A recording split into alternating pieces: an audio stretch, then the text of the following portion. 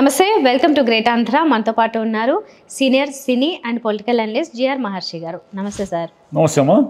Sir, కల్కి విడుదలయ్యింది. చాలామంది ప్రేక్షకులు అసలు టికెట్ల కోసం పోటీ పడ్డారు. అంతకు ముందు వరకు లేని hype all of a sudden వచ్చింది.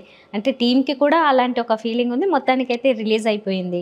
మరి ఎలా ఉంటుందా అని ఒక ఉత్కంఠ కదా. ఎందుకంటే తెలుగులో ఇంత భారీ బడ్జెట్తో రావడం ఈ సినిమా మీద చాలా అంచనాలు పెంచింది. అందులోనూ నాగేశ్విన్ డైరెక్టర్, మహానటి తీసిన తర్వాత ఆయన మీద ఒక మంచి హోప్, పైగా మొత్తం ప్రొడక్షన్ హౌస్ అన్నీ కూడా ఒక మంచి ప్రాజెక్టులను ఇచ్చేదే కాబట్టి ఆ అంచనాలు అయితే అలా ఉన్నాయి.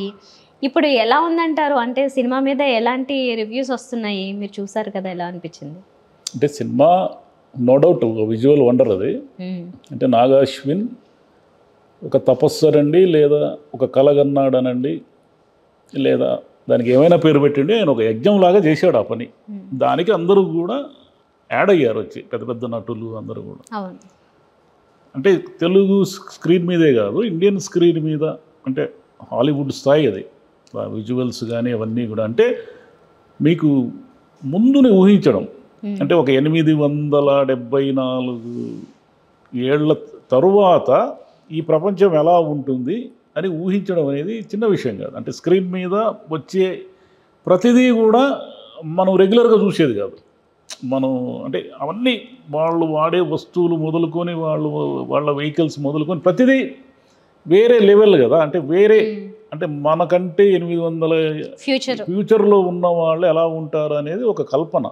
ఆ కల్పనకి మైథాలజీని జోడించి కనెక్ట్ చేయడం కథని, ఇదంతా బాగానే ఉంది. అంటే లోపాలు లేవంటే ఈ సినిమాలో ఉన్నాయి, అవి మళ్ళీ చెప్తాను లోపాలు ఏమిటనేది. ముందు మనం ప్లస్ పాయింట్ల గురించే మాట్లాడుకోవాల్సి వస్తే, ఈ సినిమా ఏమిటంటే యాక్చువల్గా ప్రభాస్ హీరోగా ఉన్నప్పటికీ ఈ సినిమా అశ్వత్థామ కథ. ఇది అశ్వత్థామనే హీరో ఈ సినిమాలో, అంటే అమితాబ్ బచ్చన్. అంటే అశ్వత్థామకున్న కథ ఏమిటంటే ఆయనకు మరణం లేదు, ఆయన ఇప్పటికీ జీవించే ఉన్నాడు అనేది మైథాలజీని నమ్మేవాళ్ళు ఇప్పటికీ నమ్మేవాళ్ళు ఉన్నారు. అశ్వత్థామ మీద మంచి పుస్తకాలు కూడా వచ్చాయి, ఇంగ్లీష్లో నావల్స్ కూడా వచ్చాయి. అంటే అశ్వత్థామ అనే అతను ఇంకా ఉన్నాడు మన మధ్యన ఎక్కడో అనేది కొంతమంది నమ్మకం. ఆ నమ్మకం ఆధారంగా అశ్వత్థామ క్యారెక్టర్ని మైథాలజీలో నుంచి తీసుకొచ్చి భవిష్యత్తులో వచ్చే కల్కి అవతారానికి కనెక్ట్ చేయడం అనేది ఒక కథ. ఈ కథలో ఏమిటంటే ప్రభాస్ ఉంటాడు. ప్రభాస్ కథ ఏమిటి అనేది మనము అంటే రివీల్ అంటే ఇక్కడ రివ్యూలో మాడకూడదు అది. అంటే ప్రభాస్ని మామూలుగానే ఒక బౌంటీగా చూపిస్తారు. బౌంటీ మీన్స్ అతను ఏదో డబ్బుల కోసం ఏదో పనులు చేసేవాడులాగా, డబ్బుల కోసం పనులు చేస్తూ ఉంటాడు. ఇక్కడ 3 ప్రపంచాలు, అంటే ఒకటేమో కాంప్లెక్స్ అని ఉంటుంది. కాంప్లెక్స్ అనేది ఏమిటంటే అక్కడ సకల సౌకర్యాలు, మహా అద్భుతాలు ఉంటాయి. అక్కడ అన్నీ ఉంటాయి, ప్రకృతి ఉంటుంది, సముద్రం ఉంటుంది, అన్నీ ఉంటాయి. అంటే సుఖ సంతోషాలతో జీవించే వాళ్ళంతా అక్కడ ఉంటారు. కాశీలో ఉండే వాళ్ళంతా కూడా పేదవాళ్ళు, తిండికి లేకుండా ఉండేవాళ్ళు, వీళ్ళంతా ఉంటారు. ఈ కాశీలో ఉన్నవాళ్ళు కాంప్లెక్స్కి వెళ్ళాలనేది వాళ్ళ కోరిక. అంటే అక్కడ కొన్ని మిలియన్ల యూనిట్లు, అంటే రూపాయలని కాకుండా భవిష్యత్తులో యూనిట్లు అంటారని నాగేశ్విన్ ఊహించాడు. ఆ మిలియన్ యూనిట్లు ఇస్తే తప్ప కాంప్లెక్స్లోకి ఎంటర్ కాలేరు. ప్రభాస్కి కాంప్లెక్స్లో వెళ్ళి సుఖంగా జీవించాలని కోరిక హీరోకి. కాబట్టి ఆయన కాంప్లెక్స్లోకి వెళ్ళడానికి ఒక ప్రయత్నం చేస్తూ ఉంటాడు.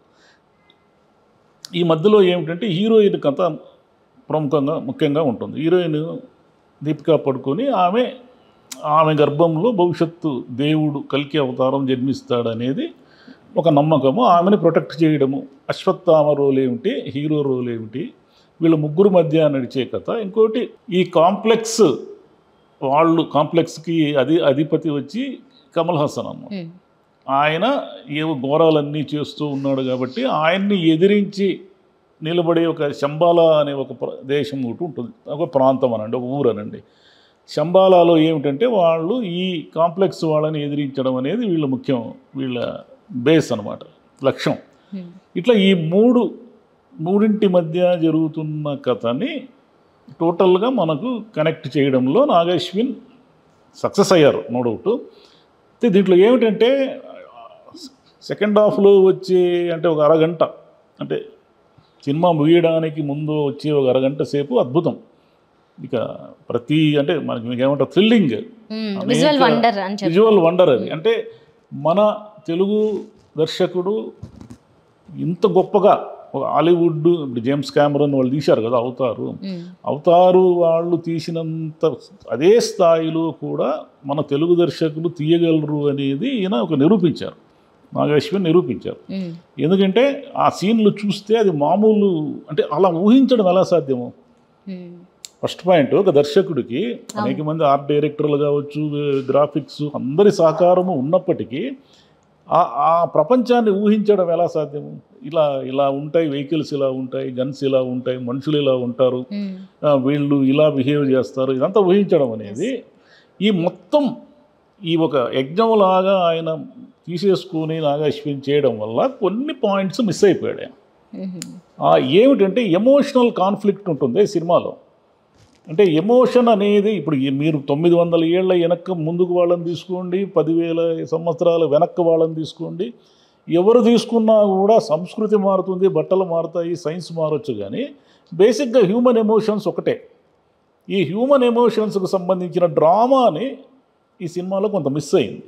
అందుకని మనకు ఫస్ట్ హాఫ్లో ఏమిటంటే క్యారెక్టర్స్ని రిజిస్ట్రేషన్ వాళ్ళు ఎలా ఉంటారు, ఎలా బిహేవ్ చేస్తారు, ఒక సందర్భం వచ్చినప్పుడు ఏం చేస్తారు అనేది మనకు రిజిస్టర్ కాకపోవడం వల్ల ఏమవుతుందంటే ప్రభాస్ ఊరికే జోకులు వేస్తూ ఉంటాడు, ఫైట్లు చేస్తూ ఉంటాడే కానీ బేసిక్గా అతను ఏమిటి అనేది అది మనకు అర్థం కాదు. అదేవిధంగా హీరోయిన్ కీలకమైన పాత్ర వేసిన ఆమె ఇదంతా ఎందుకు జరుగుతుంది తన చుట్టూ అన్నట్టుగా ఉంటారే తప్ప ఆమెకి అంటే ఆమె అద్భుతమైన నటి అయినప్పటికీ దీపిక, ఆమెకు నటించే అవకాశం అంటే గొప్పగా నటించే స్థాయి ఉన్నప్పటికీ ఆమెకి నటించే అవకాశం మిస్ అయింది. ఊరికే అలా చూస్తూ ఉన్నట్టుగా సీరియస్గా ఉంటుంది. అందరినీ డామినేట్ చేసేసి అసలు ఈ సినిమాకి హీరో ఎవరంటే అమితాబ్ బచ్చన్. నిజానికి ఆయన ఈ సినిమాలో ఏమిటంటే మెయిన్ క్యారెక్టర్లు ఎంతమంది ఉన్నప్పటికీ ఇది ప్రధానంగా ఒకరి కథగా నడవదు. ఇది అమితాబ్ బచ్చన్ దాదాపు ఫస్ట్లో కనిపించిన అతను దాదాపు ఇంటర్వెల్ పాయింట్లో కనిపించినా మనకు సెకండ్ హాఫ్ అంతా ఆయన మీదే ఉంటుంది. కాబట్టి అమితాబ్ బచ్చన్ అనే అశ్వత్థామ అనే క్యారెక్టరు మనకు అలాగే మైండ్లో ఉండిపోతుంది.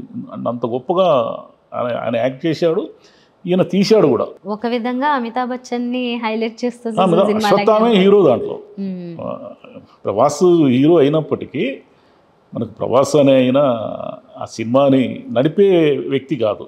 ప్రభాస్ అనే అతను ఉంటాడు కానీ అశ్వత్థామ దీపికా పడుకోని మధ్య జరిగే కథా సంఘర్షణ. ఇకపోతే కమల్ హాసన్ ఏదో ఉంటాడో ఏదో అనుకున్నాము కానీ కమల్ హాసన్కి ఏమీ లేదు, దాదాపు జస్ట్ రోల్ లాగా అయిపోయాడు అతను ఏమిటంటే ఒక సీన్లో ఆయన ఏదో ఎలివేట్ చేస్తారు, ఇతను ఏదో ఇలా ఉన్నాడు ఇతని బేసిక్ క్యారెక్టర్ ఇది అని ఎలివేట్ అవుతాడు. కానీ మీకు ఆ తర్వాత మళ్ళీ ఏం కనపడ్డాడు ఆయన.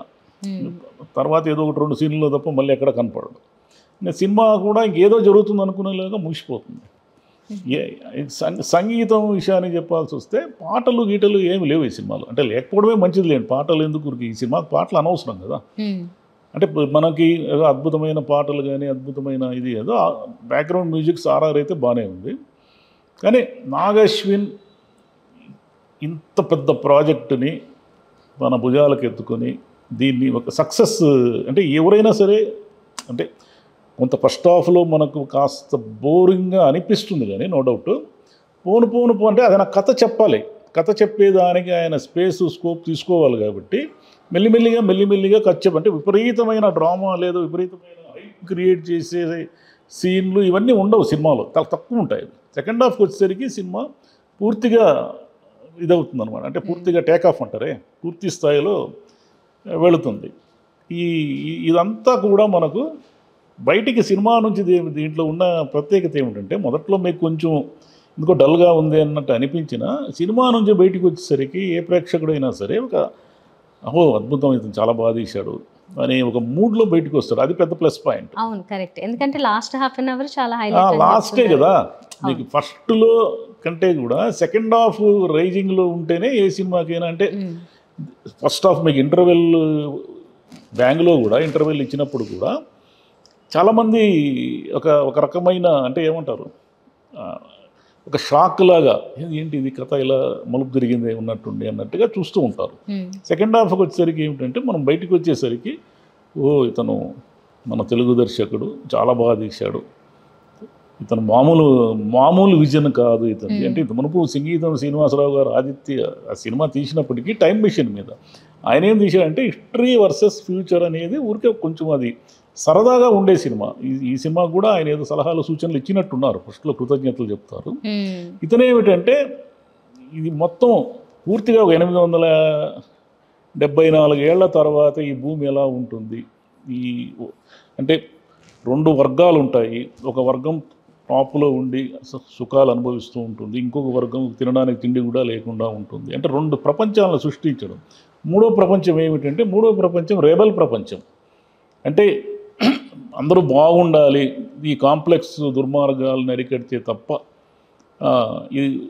దీనికి పరిష్కారం లేదు అనేది మూడో ప్రపంచం. అదే ఇక్కడ కూడా మనకి ఏంటంటే ఇప్పుడు ధనికులు ఉంటారు, పేదవాళ్ళు ఉంటారు, కొంతమంది మధ్యలో ఏంటంటే కమ్యూనిస్ట్ భావజాలంతో అందరూ సమానంగా ఉండాలి, అది ఇది ఉండకూడదు, ఇలాంటి అదే కథని ఈయన మైథాలజీతో ముడిపెట్టి అంటే మనకు తెలుస్తూ ఉంటుంది. అయితే ఏమిటంటే ఇతను గత సినిమాల్లో మహానటి కానీ ఎవడే సుబ్రహ్మణ్యం కానీ ఈయన క్యారెక్టర్లు బాగా ఎలివేట్ చేస్తారు. చాలా ఎమోషనల్. మహానటి సావిత్రి గారు ఎలా ఉంటారో మనకు తెలియదు కదా, అంటే ఆమె నిజ జీవితంలో ఎలా ప్రవర్తిస్తారు ఏం మనకు తెలియదు కదా, కానీ ఇలాగే ఉన్నారేమో సావిత్రి గారు అన్నట్టుగా తీశారు ఈయన. ఈ సినిమా దగ్గరికి వచ్చేసరికి ఏమైందంటే ఇదంతా ఊహాజనితం కదా. అశ్వత్థామ ఎలా ఉంటాడు ఎవరికి తెలుసు, ఎవరికైనా కూడా. తర్వాత ఇంకోటి ఏమిటంటే ఒక main villain versus hero conflict అనేది ఏమి ఉండదు ఈ సినిమాలో. విలన్ కమల్ హాసన్ అయినప్పటికీ కూడా ఆయన మీద పెద్ద ఫోకస్ కాదు. ఆయన తరఫున ఎవరో ఆయన అనుచరులు వచ్చి సినిమాని నడుపుతూ ఉంటారు తప్ప అతను సీన్లోకి రాడు. అంటే ఇదంతా అంటే 3 గంటల సేపు ఇంత కథ చెప్పాలి అంటే అన్నీ చెప్పడం కూడా సాధ్యం కాదు. ఎందుకంటే ఈ విజువల్ అనేది డామినేట్ చేసేస్తుంది సినిమాని. ఆ విజువల్ వండర్స్ డామినేట్ చేయడం వల్ల మనం ఆ కథను కూడా మర్చిపోతాం. సరే ఈ చిన్న లోపాలు ఉన్నాయనే విషయం కూడా మర్చిపోతాం. ఓకే. సో అయితే మొత్తానికి అంటే ఒక హాలీవుడ్ లాంటి ప్రాజెక్టు మన తెలుగు వాళ్ళు కూడా ఆల్మోస్ట్ దగ్గరికి రీచ్ అయ్యగలిగేలా తీశారు. ఇంకా హాలీవుడ్ ఏమి లేదు, హాలీవుడ్ బాలీవుడ్ టాలీవుడ్ ఏమి లేదు. ఇంకా మన వాళ్ళు అంటే రాజమౌళి గారు ఆ బెంచ్ మార్క్ క్రియేట్ చేశారు. అయ్యా మేము కూడా ఇక్కడ తెలుగు అని ఈ ప్రపంచంలో చాలామందికి ఇది ఒక భాష ఉంటుందని తెలియకపోయినప్పటికీ నిజానికి ప్రపంచంలో అనేక భాషలు ఉన్నాయి కదా, తెలుగు భాష ఒకటి ఉందనే విషయం చాలామంది తెలియకపోవచ్చు. మెక్సికన్లో ఎక్కడో ఉన్న వాళ్ళకి తెలియకపోవడం పోవచ్చు. మేము ఒక చిన్న ప్రాంతానికి చెందినటువంటి అంటే ప్రపంచంతో పోల్చుకుంటే తెలుగు వాళ్ళము ఈరోజు ప్రపంచ స్థాయి సినిమాలు తీయగలము అని ఆయన ఒకటి రుజువు చేసి చూపించాడు. త్రిపులార్ కానీ బాహుబలి కానీ ఇవన్నీ కానీ. నాగాశ్విన్ దాన్ని అందుకున్నాడు. అందుకొని ఈయన కూడా ఎక్కడ అంటే వెనకడుగు అంటారే ఆ సినిమా, ఎందుకంటే భారీగా ఉంటుంది ఆ సినిమా. ఎక్కడా కూడా మీకు ఇది తేలిపోయినట్టు ఉండదు సినిమా. ప్రతిదీ కూడా ప్రతి చిన్న విషయాన్ని కూడా ఆయన గమనంలోకి తీసుకొని అలా తీశాడు ఆ సినిమా. కాబట్టి మనకు హాలీవుడ్ డైరెక్టర్లు ఉన్నారు. రేపు పొద్దున తెలుగు టాలీవుడ్ గురించి హాలీవుడ్ చెప్పుకోవాల్సిన ఒక సందర్భాలు వస్తాయి. ఎందుకంటే మన ప్రపంచం మారిపోయింది. ఈరోజు మంచి సినిమా గొప్ప సినిమా తీస్తే ప్రపంచమంతా చూస్తుంది. ఈరోజు ప్రపంచంలో ఉన్న అనేక దేశాల్లో కల్కి రిలీజ్ అయింది. ఈ మైథాలజీ అనేది ఏమిటంటే ఇది కనెక్ట్ అవుతుంది మనకు. దేవుడు మైథాలజీ అనేది ఇప్పుడు ఉన్న వాతావరణం, గతంలో కూడా మీకు సినిమాలు ఈ మధ్య బాగా హిట్ అయినాయి చూడండి, ఇవన్నీ కూడా చాలా ఈజీగా కనెక్ట్ అవుతాయి. ఈ మైథాలజీని కనుక మిక్స్ చేయకపోయింటే కథలో ప్యూర్ అదేదో సైన్స్ ఫిక్షన్ కథగా మనకేదో ఇంగ్లీష్లో వచ్చిన చాలా సినిమాలు ఉంటాయి కదా, అలాంటి సినిమాల్లాగా అనిపించేసేది. కాబట్టి మైథాలజీని చాలా ఇంటెలిజెంట్గా మిక్స్ చేయడమే ఈ సినిమా గొప్పతనం. Right sir. ఇంకొకటి డైరెక్టర్స్తో కూడా ఒక చిన్న కంపారిజన్ వస్తాయి. రాజమౌళి గారి ఫ్యామిలీలో కూడా అంటే కిరవాణి గారు కావచ్చు, లేకపోతే రాజమౌళి గారి భార్య, అలా వాళ్ళు టీం అంతా కూడా సినిమాలకు సంబంధించే ఉన్నారు.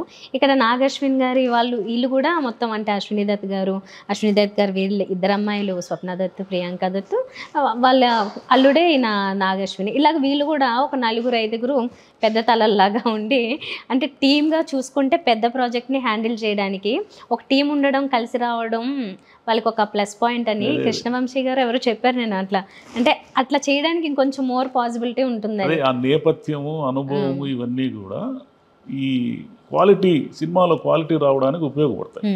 అశ్విని దత్ గారి అనుభవం ఇవన్నీ ప్రొడక్షన్ అనేది ఈయన ఊహిస్తాడు. డైరెక్టర్ ఏమిటంటే తన మైండ్లో నుంచి ఆ సీన్స్ని కానీ ఇలా ఉండాలి, ఇలా ఉంటుంది, ఇన్నేళ్ల తర్వాత ఈ ప్రపంచం ఇలా ఉంటుంది, ఇలా మాట్లాడతారు, ఈ బ్యాక్గ్రౌండ్ ఇలా ఉంటుందని ఈయన ఊహిస్తాడు, కానీ ఆ ఊహించిన దాన్ని సినిమా మీద చూపించడానికి చాలామంది కావాలి కదా. కొన్ని వేల మంది పనిచేసినట్టున్నారు ఈ సినిమాకి. ఎందుకంటే ఎండ్ టైటిల్స్ వస్తూనే ఉంటాయి, ఎంతోమంది పేర్లు అనమాట. అసలు ఆ పేర్లు మనకి పనిచేసిన వాళ్ళు కూడా ఆ పేర్లు చదువుకోలేరు, ఆ పేరు ఎక్కడుందో కనుక్కోలేరు, అంతమంది ఉన్నారనమాట. అంత పెద్ద టీం పనిచేసింది. మనకి ఏమిటంటే తెలుగు వాళ్ళు గర్వించదగిన విషయం ఏమిటంటే మనకు హాలీవుడ్ స్థాయి దర్శకులు ఉన్నారు, వస్తున్నారు, తీస్తున్నారు. దానికి ఒక ఉదాహరణ, లేటెస్ట్ ఉదాహరణ, ఈరోజు ఉదాహరణ కల్కి. Okay sir, thank you so much. Thank you.